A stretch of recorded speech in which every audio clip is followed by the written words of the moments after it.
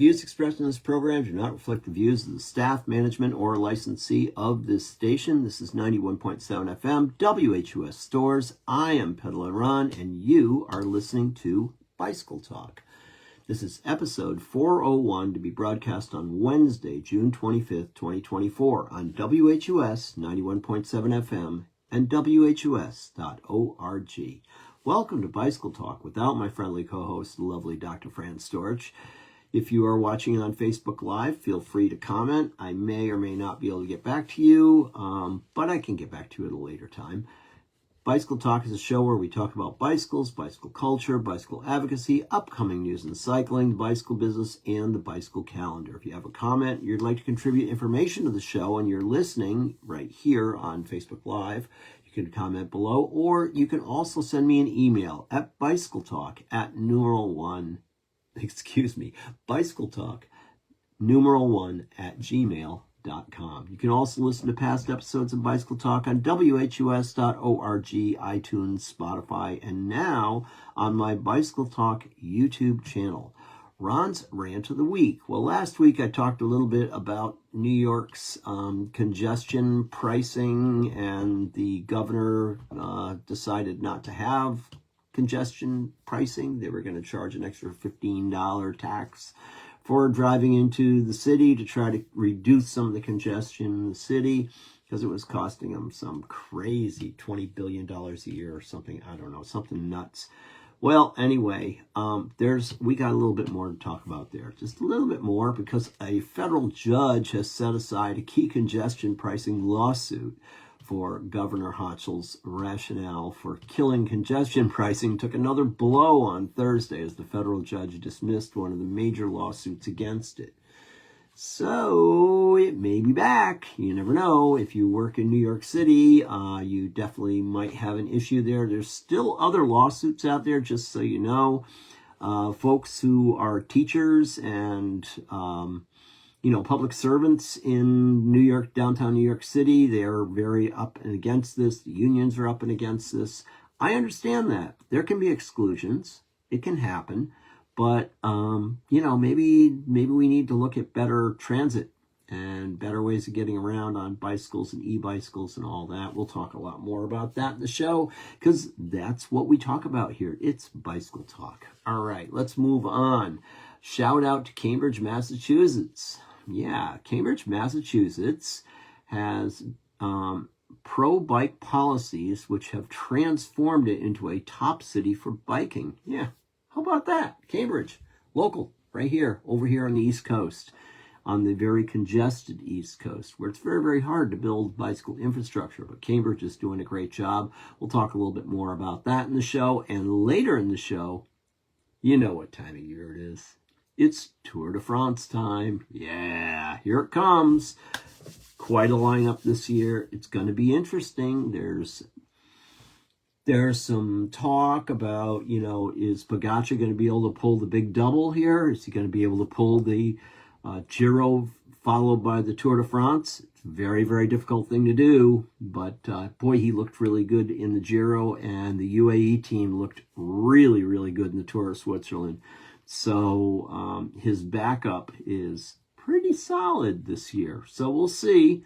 You never know. There's other runners in there. We'll talk about it a little bit more in the show. Ron's Mechanical Minute and Tip for the week. All right, so this comes from an interesting observation from yesterday's bike ride that Fran and I went on. So as we were riding, things happen, Things just happen when you're out riding your bike. You just never know. I picked up a stick on the road. This is on the road. I picked up a stick. The stick went up and flipped into my rear wheel. And when it flipped into my rear wheel, no, it didn't tear the derailleur off. Didn't do that. But what it did do is it caught my rear radar light, which I had on my seat stay on the back of my bike. And it literally ripped it off the bike. And it went flying into the woods. And then we had a little bit of a difficult time trying to find it. But we eventually found it because it has a bright red light on it. And we were able to find it. Unfortunately, it broke the holder enough that I couldn't use it anymore. So I turned it off And I put it in my back pocket along with the broken piece. And Fran and I continued to ride. It was very early into the ride, so it happened pretty early, and we had to deal with it. But here's the but, and this is where the learning moment comes from. Fran had a Garmin rear light radar on the back of her bike that I had just recently put on her bike. And this was the most interesting part. My computer was already programmed to that unit because it was my old unit, and I put it onto her bike.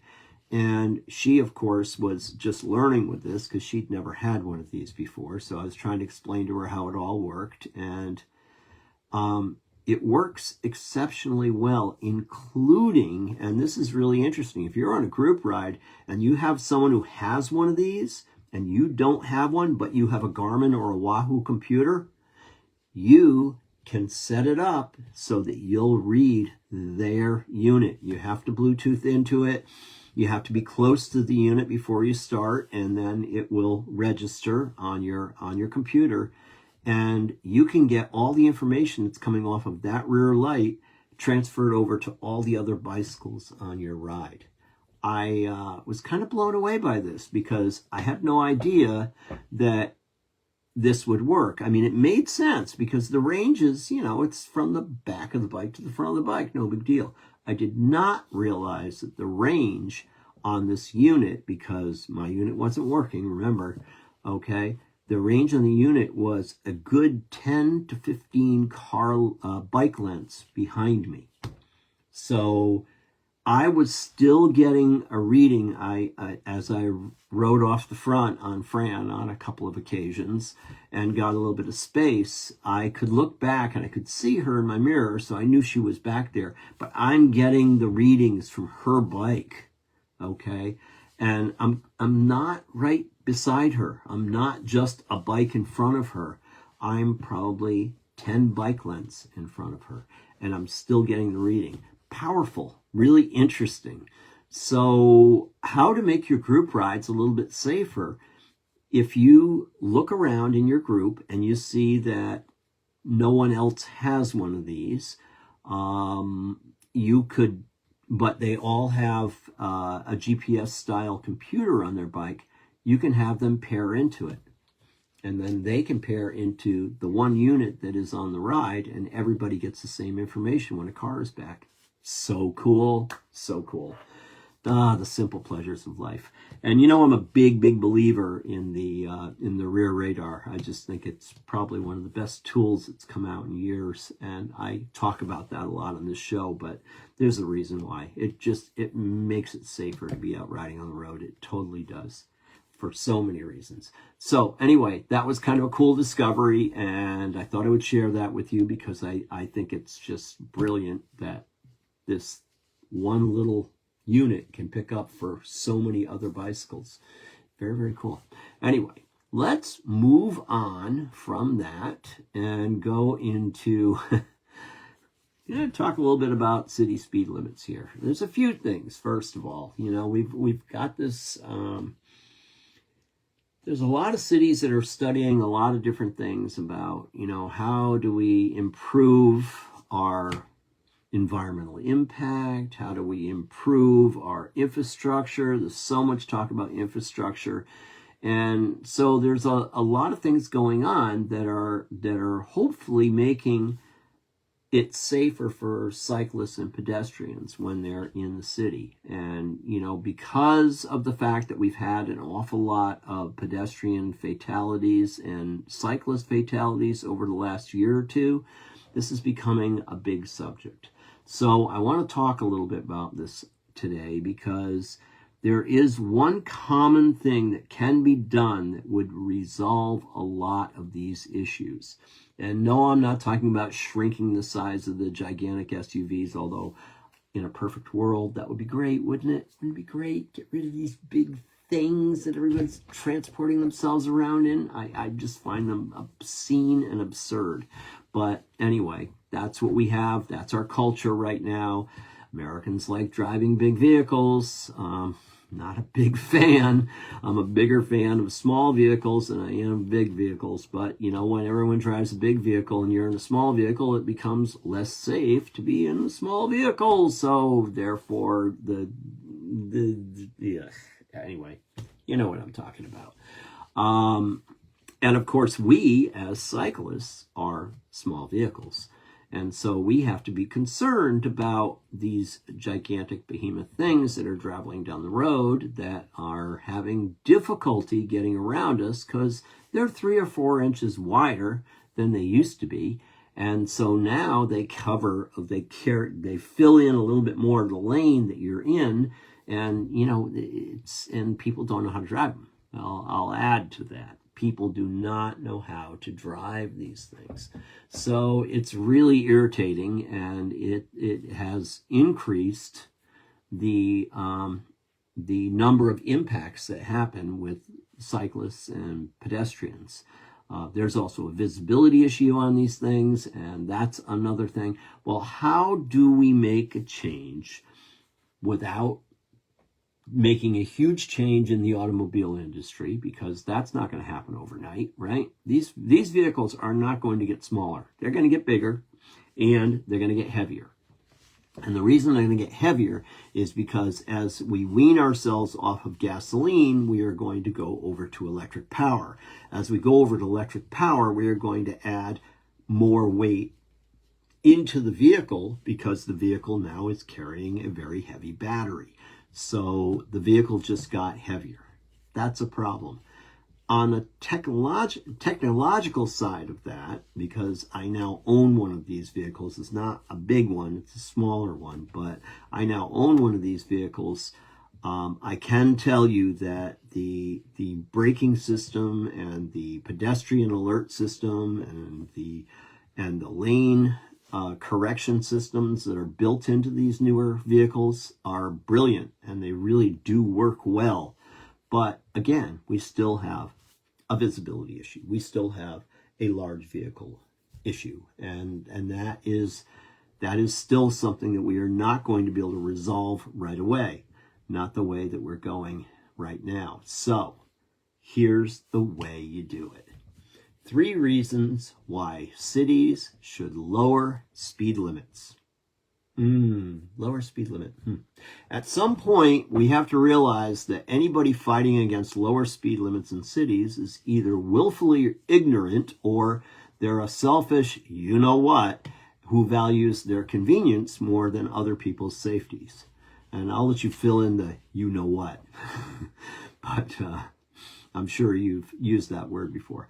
So, yeah, here it is, lowering speeds. So why am I going to talk about lowering speeds? Because there's a bunch of things you need to know.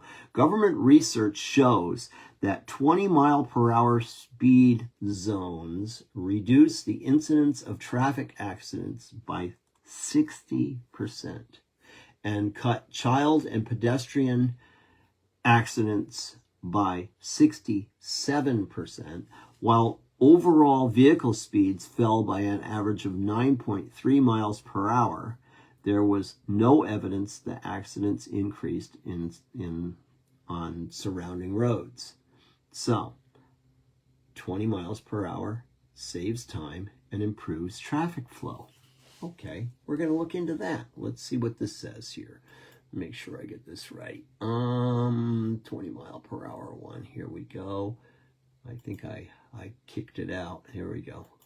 All right, so I did a whole bunch of research on this because I was just curious as to, you know, what can we do to inform people that this is the right way to go. You know, I've been pushing for 20 mile per hour speed limits for a long time, and if I were king, not that anyone is a king these days, but there are some who wish they were, but that's beside the point.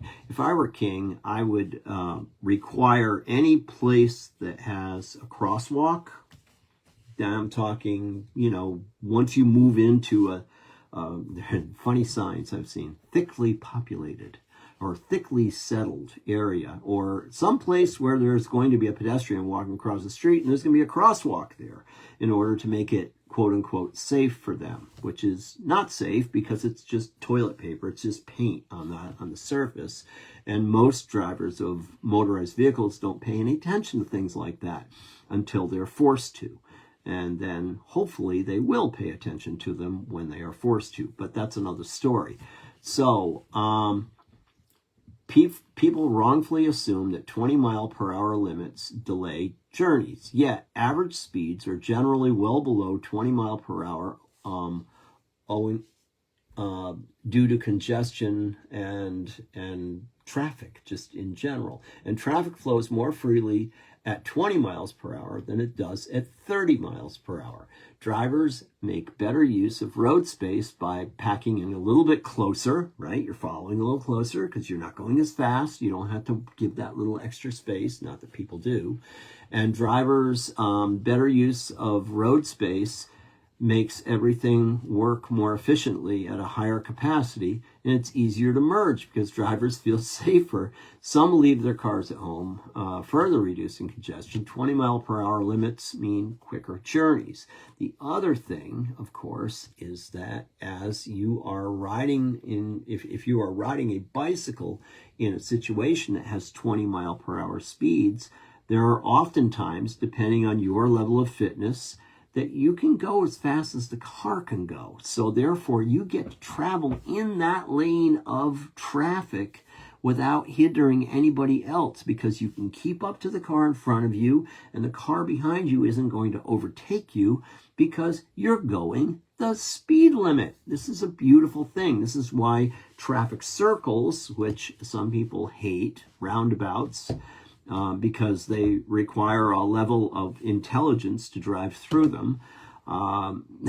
They sometimes make people angry, but they also lower the speed to an acceptable mile per hour, which makes the road safer. In general, it's the better way to go.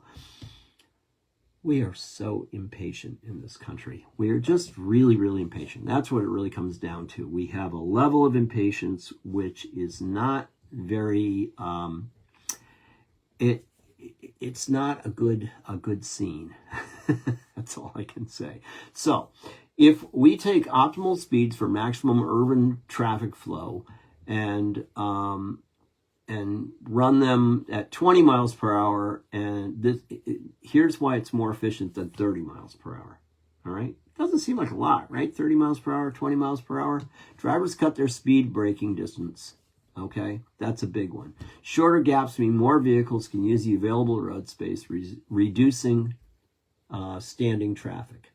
Filtering at junctions becomes easier too. It's far easier for motorists to pull into traffic traveling at 20 miles per hour than at 30 miles per hour. So junctions work more efficiently and queues reduce. So that means like a stop sign or a stop light where there maybe is a right-hand turn on red, or maybe it's a traffic circle where everybody's just flowing through and everything's moving nicely.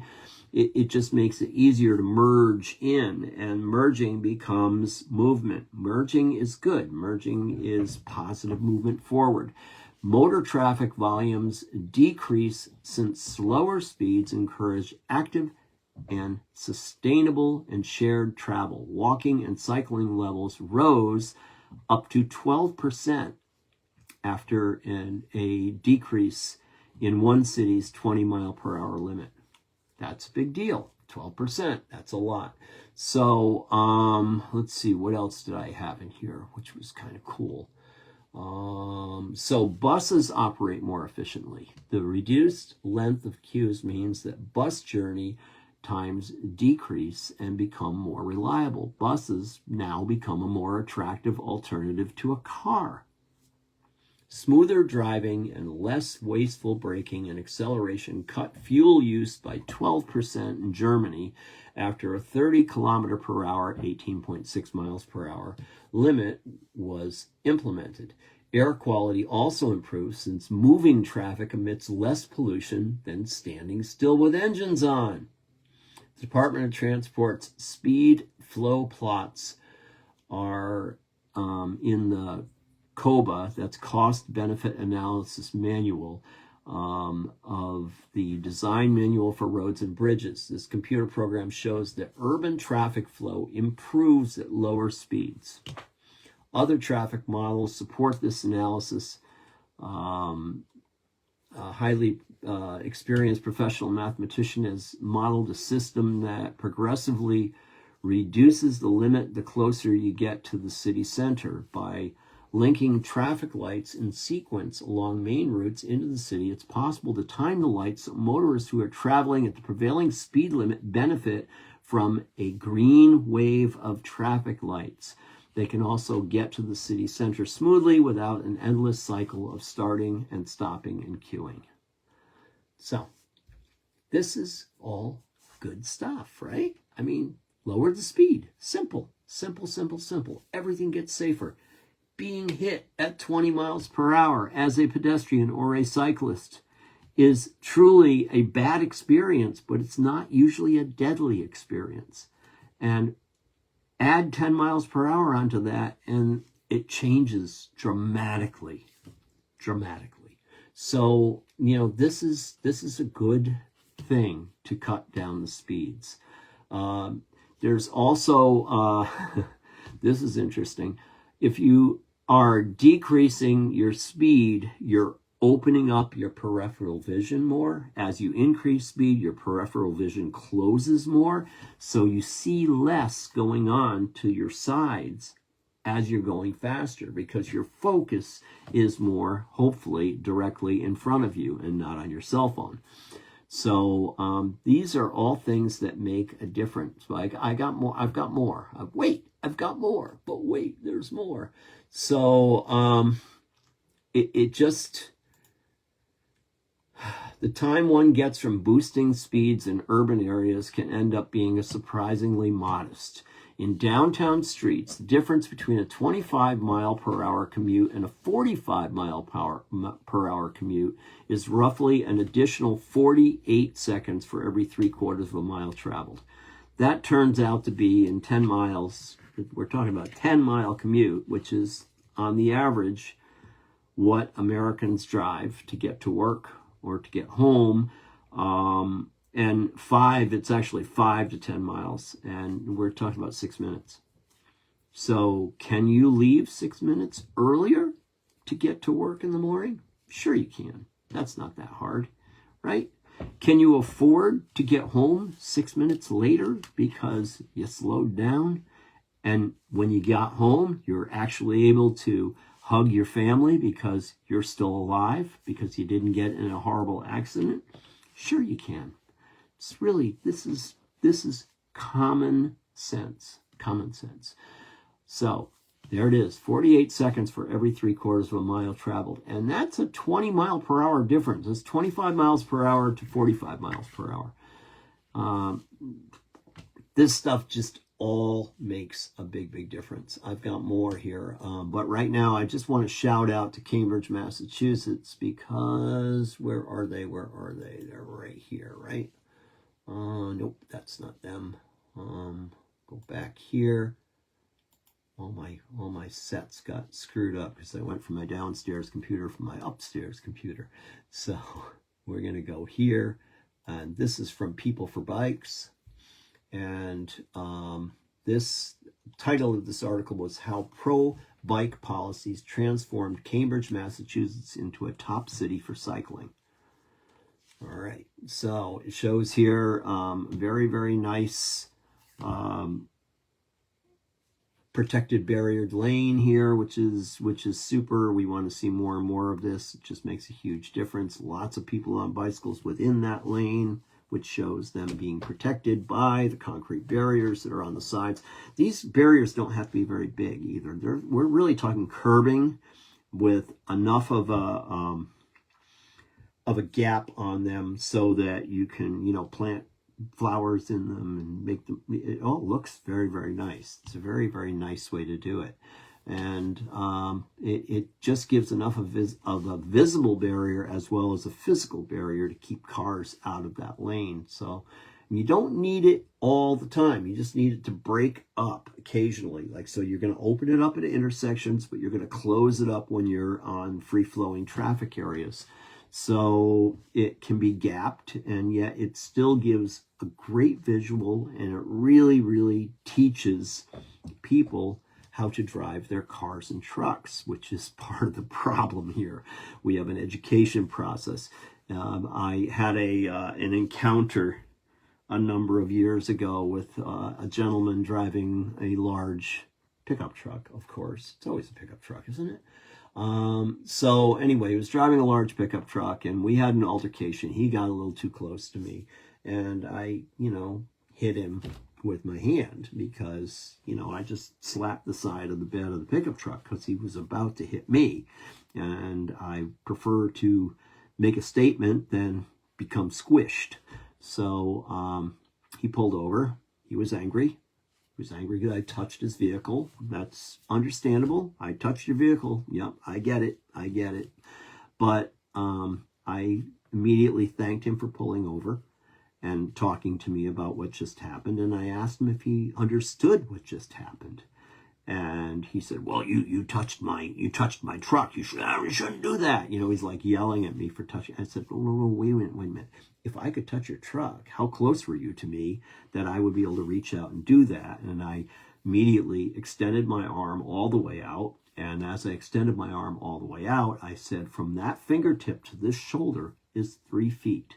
That is the law in this state of how much distance you need to stay away from me. And that is a law, and it is a $100 fine should you ever get caught doing that. Of course, we know that's not enforced.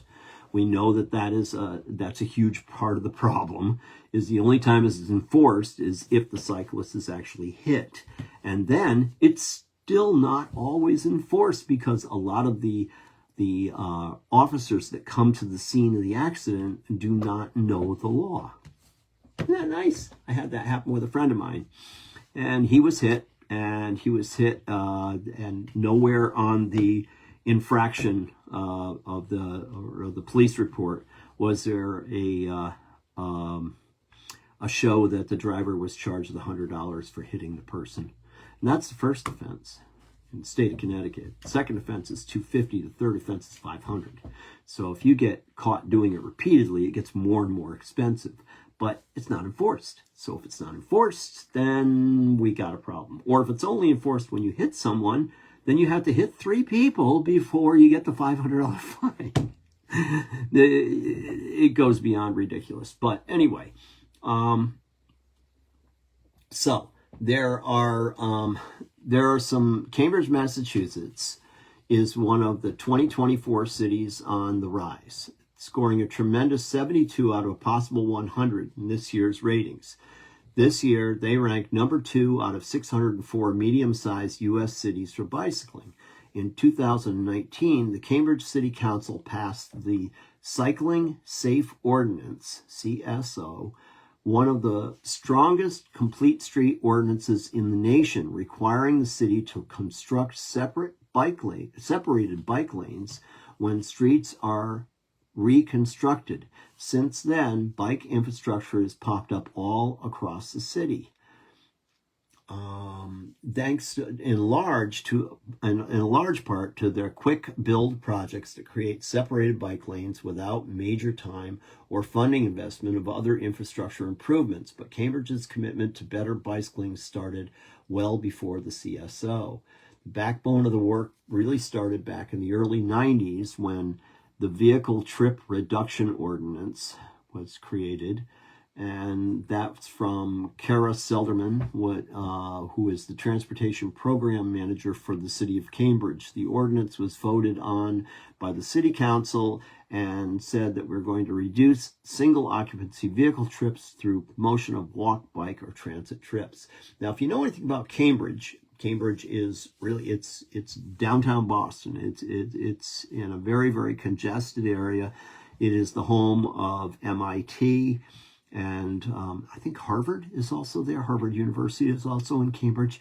There's a lot of universities around, so there tends to be a lot more travel by bicycles and also by pedestrians in that area, because it's the way to get around. It makes more sense. The college campuses are built within the city itself, so there are roads that travel through, and the university campuses are right there. So that means that you're going to see more cycling, and you're going to see more pedestrian activity there. So this is a great place to do something like this. College campuses are always the best place to start because you have a high influx of pedestrian and bicycle activity. So Selderman said, a slew of other city projects also work towards the same goal. The city's climate action plan supports active transportation. The Cambridge growth policy includes provisions for walking and biking infrastructure, and even the Cambridge Public School District Plan looks to help more students safely bike to school. With multiple policies supporting bicycling as a form of transportation in the city, bike infrastructure grew, and so did the number of people bicycling. The City of Cambridge's website includes an interactive map and data table showing the evolution of the city's bike network alongside bicycle counter data dating back 20 years. And that is really cool if you get a chance to look at that. If you go on to streetsblog.org, you can find all this information. I love the site. They've always got great stuff. It's very progressive. It shows you lots of good stuff. But you can also go on to peopleforbikes.org, and that's another great place to get good information about bicycles and infrastructure and Vision Zeros and all the other wonderful things that are going on right now. So one major project highlighting Cambridge's dedication to better and safer bicycling is the redesign of Inman Square, named one of People for Bike's best new bike lanes of 2023. Inman Square is an extremely complicated intersection with 7 different streets coming into one area. Yeah, you ever been to Boston? It's a little confusing, I gotta say. It's an old city, one of the oldest in the country, and it was kind of built, I like to say it was built around the Boston Common, which is a green, which is very, very close to the bay and to the shore. And then everything that was built around this thing, and it got built out. So I kid about this, but people who are from Boston or the Northeast all laugh and go, oh yeah, I understand that. You can be on a road that goes north, south, east, and west and never get off of that road. Yeah, it happens. Everything zigzags. There's no straight lines anywhere. It is not built on a grid. You know, you go to New York City, much more grid oriented, totally different experience. But Boston is one of those places that you just, if you don't know what you're doing, you're going to get in a lot of trouble around there. That's why riding the bicycle is so much easier around Boston than it is to drive a car. When I was on the road doing my sales route in the bicycle industry, I used to drive to Boston, and I would go from bike shop to bike shop. And it would often take me far more time to drive my car 3 or 4 miles than I could have done on a bicycle. So some of my rep friends, when they would go into New York City, into Boston, they would stop at a T station. If you're a Boston person, you know what a T station is. It's one of their transit hubs where the trains go. And they would park their car at the T station and then take their bike off and then ride their bike everywhere. And they could get around the city much quicker and then go back at night and then get back in their car and drive out of the city. So it's just a much easier way to get around. But you do have to ride your bike extremely aggressively in order to be able to survive in that high traffic situation. So it's getting better. That's what all I'm saying is it's getting better. They're doing things that are definitely a whole lot better. Separating bike lanes is absolutely brilliant. Bump outs where there's pedestrian walkways so that it's well indicated to motorized vehicles when they're coming by that, oh, there's a pedestrian crosswalk there. How about that? Not that anybody completely understands how a pedestrian crosswalk works. I had that encounter a couple of weeks ago when I was helping with the Rails to Trail ride when we were crossing a road, and a gentleman in, oh yeah, you guessed it, a large pickup truck got really upset with me because I stood out in the middle of the road and stopped traffic so that 30 cyclists could cross the road in a crosswalk, which in the state of Connecticut is legally the car is legally required to stop at a crosswalk to allow pedestrians or cyclists to cross over. But this guy, obviously, he didn't read the rule book. Brings me back to the original conversation I was trying to have earlier, where I was talking to the gentleman about the rules, and the one I tapped the pickup truck, and he pulled over and all. And I explained to him, what the current rules were. And he said very kindly, he said, "I'm so sorry. I had no idea." And I said, "Well, how would you?" I said, "When was the last time you got a driver's license?" And he laughed at me and said, "Well, I'm 50 years old. It was a while ago." And I went, "Yeah, I understand." And I said, "The problem is that we're not required to learn once again where all the changes are and how things work, because we got our driver's licenses when we were 16 years old, and then we just continue to drive. And once you have it for life, and it's not a requirement to re-educate before you get it renewed." That's another pet peeve. That's another thing that I would like to see changed. If I were king, once again, I would put notifications in everyone's license renewal or registration renewal, just because it would just be a simple, inexpensive piece of paper that would explain to the driver as they're re-registering their vehicle. Or even more and better than that, since everything has gone online now, if you could register your vehicle online, to have a short questionnaire of things you should answer to understand what the new rules are before you get your registration renewed or your license renewed. What a brilliant idea, right? Simple, simple, simple. The simplest things. Sorry, I'm spewing common sense here, and I'm afraid that it probably will go nowhere. But that's what it is.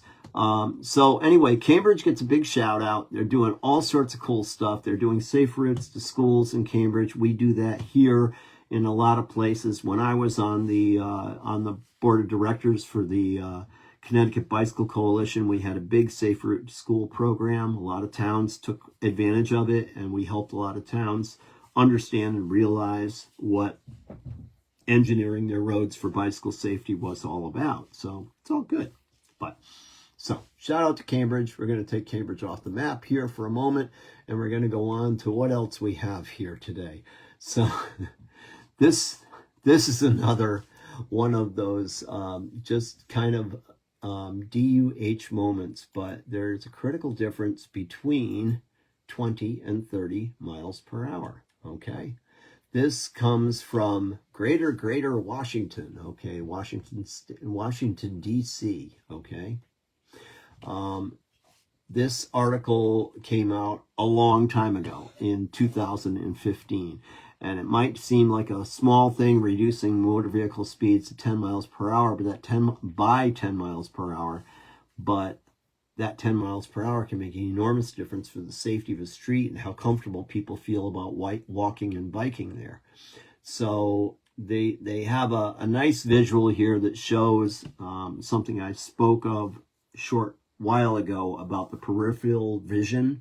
So your ability to see out to your sides. And they show it at 15 miles per hour. They show a very wide scape. You can see both sides of the street. You can see pedestrians on the sidewalks, and you can see the buildings that you're going by. And then you bring it up to 30 miles per hour. All you see is the street in front of you. You don't see any of that on the side because your focus changes.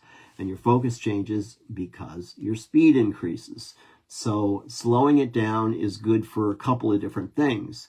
And this is one that many city planners don't think about, but if you can lower the speed in, let's say, your downtown commercial district, people will be able to see that little cafe over on the right or that little store over on the left, and become much more aware of the things that are being offered in that city that they maybe never even knew were there.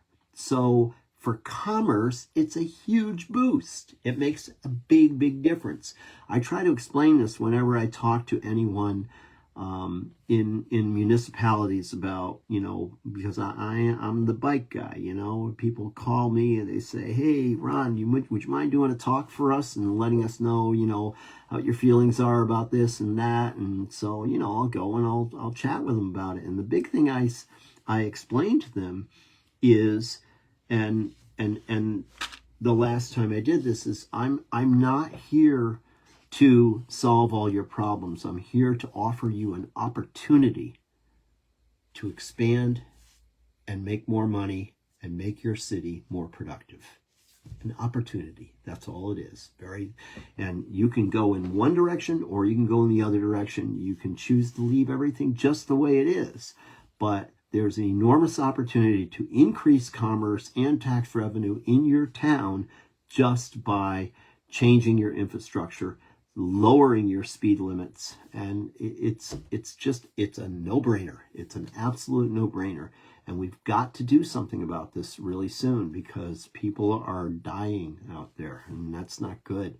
So you look at the average speed of traffic on an urban commercial street, and there's a lot of things that begin to change when you slow down from 30 to 35 from the 30 to 35 mile per hour range to the 20 to 25 mile per range. Most importantly, perception, reaction time, and crash outcomes are far better at 20 than at 30 miles per hour. While traffic flow doesn't seem to change very much, the perception angle is perhaps the most interesting. The one I just talked about is that your peripheral vision changes with speed. With speed, you have to be looking at where you're going all the time.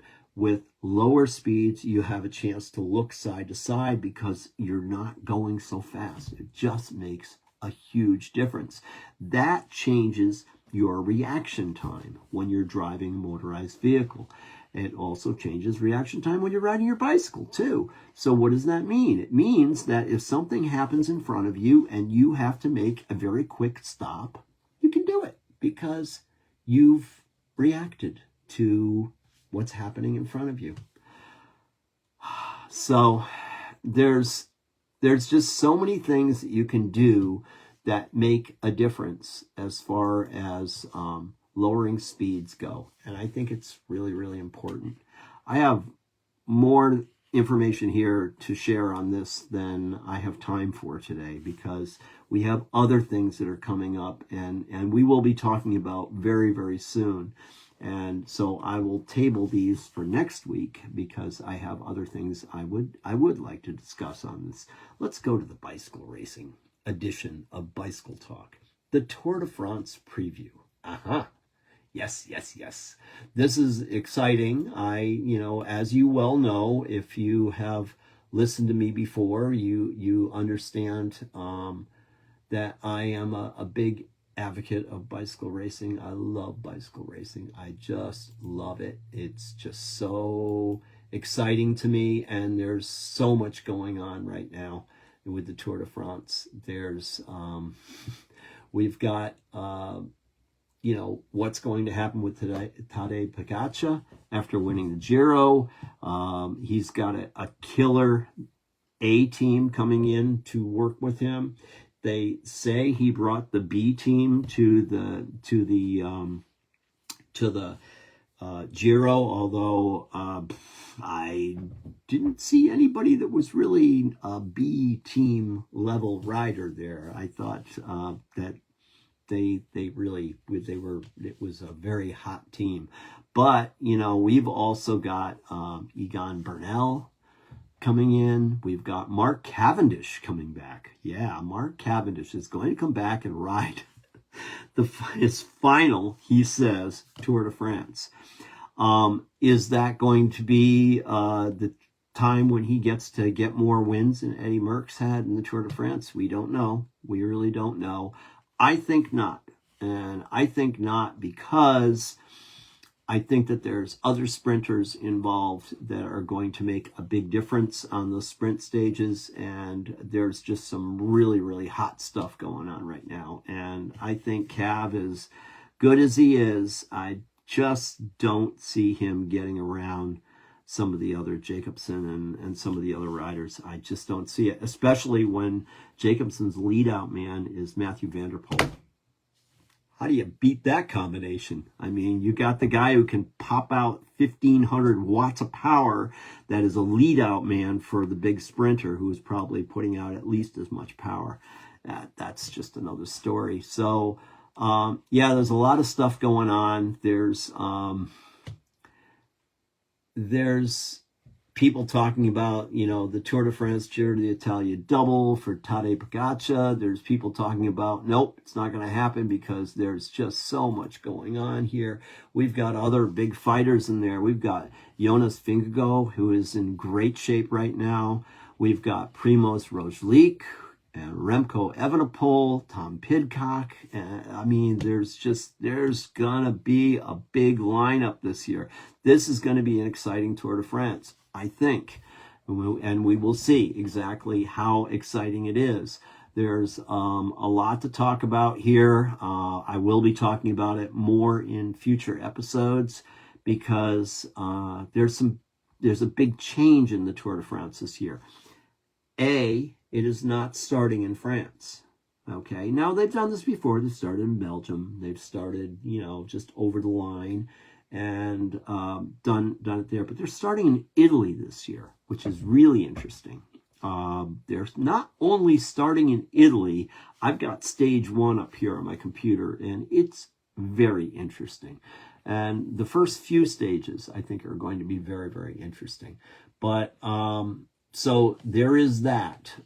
It also is not finishing in Paris this year for the first time in a very, very long time. And the reason it's not finishing in Paris this year is because the Olympics are happening in Paris at the same time. So you can't really have all that congestion and that, giant parade coming into Paris when the Olympics are there. So they had to reroute it, and so there will be a different finishing point. And the last day stage is very short, but still guaranteed to be action-packed because it's always a sprinter stage, and there's always a lot of action on the finish line at that point. But leading into that, there's a big mountain stage the day before that. I mean, it's like there's a lot of tough stuff on this year's tour. I'm very surprised and impressed. Stage 1 is Florence to Rimini, and so Florence, Italy, all right, and it's right in the heart of Italy, and the first stage includes 6 categorized climbs, a very hilly finale before a flat run into Rimini, where the first yellow jersey will be attributed. So the cross-cut pattern of the profile is impressive, to say the least. I see a number of things here. Let me see if I can blow this up just a little bit so I can see with my eyes that don't work so good. I see a category 2 climb, 2 category 3 climbs, followed by a category 2, followed by another category 2, followed by a category 3, and a second category 3. And that's the roller coaster that goes on the first stage of this year's Tour de France. The next day is definitely a little bit more conservative, but the overall classification could explode. The first day certainly has the potential for it, but the second day of racing, the riders climb up the Madonna di San Luca on 2 occasions. The climb, which is raced every year at the Giro d'Emilia, is short but very steep and explosive and create differences before descending back into town for a finale. So there's a couple of good spikes on that one too. And those will be very, very interesting. That's just stage 2. And then stage 3, again, more, it's probably going to be more of a sprinter stage for sure. They'll probably have their first opportunity on stage 3, but there's a couple of little walls they're going to have to get over before they get there. So that will make it one of the flattest days in the race, but it is still going to have some obstructions, we'll call them, as they're coming in towards the end. So that should be interesting. Stage 4, they're going to cross over the border into France through the Alps. Guess what the Alps are? Big hills, real big hills. So we got a couple of pretty serious climbs here, 2 category 2s, and then the last climb, which is not the finish, but it brings you close to the finish with a long descent back into the finish, is a beyond category climb. And that is stage 4. So 4th day in, they cross back over into France, and then all the fun begins. It's going to be a great year. It's going to be a lot of fun, a lot of excitement, a lot of things going on. The following day on stage 5, they're saying it's it starts in the Alps, but it will be a day for sprinters, and as the riders are heading out of the mountains, and there should be a big sprint coming into St. Vulbas. And then Dijon, super flat, stage 6, 163 kilometers. It's going to be obviously a sprinter's day on stage 6. We'll get into more after that. There is a time trial on stage 7, and it is 25 kilometers. So it is not flat. It has a bit of a roll in the middle of it. So it's not exactly a flat time trial. The tour is steered away from flat time trials, but this is one, if you could call it that. There's a small ascent and a descent halfway through. And so, like I said, there's a bump in the middle. So that will be interesting too. And it's just, there's just more and more craziness going on with this. Lots of short, steep popping hills, lots of crazy stuff. And stage 9 is not exempt from that. So anyway, that's the Tour de France for this year. I'll resume next week on stage 10 as we talk more about what's going on, and it will stay tuned for more Tour de France coverage as we get closer. Remember, July is our time for that. So let's go back here and just wrap things up here a little bit. We've got the event page now, 2024 Quiet Corner Bike Tour, which is presented by the Thread City Cyclers. That's our local club right here. If you're interested in knowing more about some of the great roads that we have up here in northeastern Connecticut, it is the Quiet Corner for a reason. There aren't that many people that live in this side of the state of Connecticut. Connecticut is a very congested state until you get across the Connecticut River and over into eastern Connecticut. It gets a lot hillier over here. There's no question about that. But it's beautiful. There's lots of farmland. It's gorgeous. And we have a couple of upcoming bike tours that will show you exactly what it's all about. So if you've never been here before, please come out and join us. This is the Quiet Corner Bike Tour presented by the Thread City Cyclers. There's a 100-mile ride, 102, a 64, a 40, and a 20-mile ride, all road rides. And there's also an 18-mile gravel loop. And so that is coming up on July 28th, 2024, right as you've got all this energy in you because you've been watching the Tour de France, right? So that's good. The other thing that is coming up on August 17th that's local here is the Steeplechase Bike Tour. And that is Saturday, August 17th. That's a 20-mile road ride, a 35-mile road ride, a 62-mile road ride, a 5-mile fundraising walk, and in addition to last year's 18-mile gravel ride, there's going to be an additional 40-mile gravel loop available. And that is a 90% dirt road and trail ride. So if, and I say this very carefully, but if you see a half a dozen cars on that ride, on that 40-mile ride, that will be a lot. That would be a lot. It's really the quietest roads out there. So you are on pavement for a little while, but the pavement that you're on, if there's one state road involved, it's a very quiet road and oddly quiet. And it's everything else is back roads and dirt roads, and it's really cool. So I'm really psyched about that. We're already getting people to sign up for it because they're getting excited about it. Other things that are coming up, Project Mayhem Cyclocross Series is coming up this fall. There's 8 races involved this year. Mansfield Hollow Cyclocross is one of those races. That is the one that I have been managing for the past 40 years, on and off for the past 40 years. So anyway, that's going on. I'll have more announcements on that in the fall. I think that my registration opens on July 1st, if I remember correctly, but I have to get that all straightened out before July 1st. Anyway, so what's your feeling on congestion pricing in New York City? Should it be there? Should it not be there? Should we penalize people for driving into the city? Should we figure out a way to take care of those public servants that can't afford to be penalized for driving into the city? Something can be worked out. I'm sure it can. And this is going to have to happen in other big cities too, because the congestion has gotten out of control. And how about lowering speed limits? What do you think of that idea? I'd love to hear your comments on that. So please let me know. And, let's see, what else do I have here? Hey, the Tour de France. It's right around the corner. Yay, Tour de France. This is going to be really, really a lot of fun.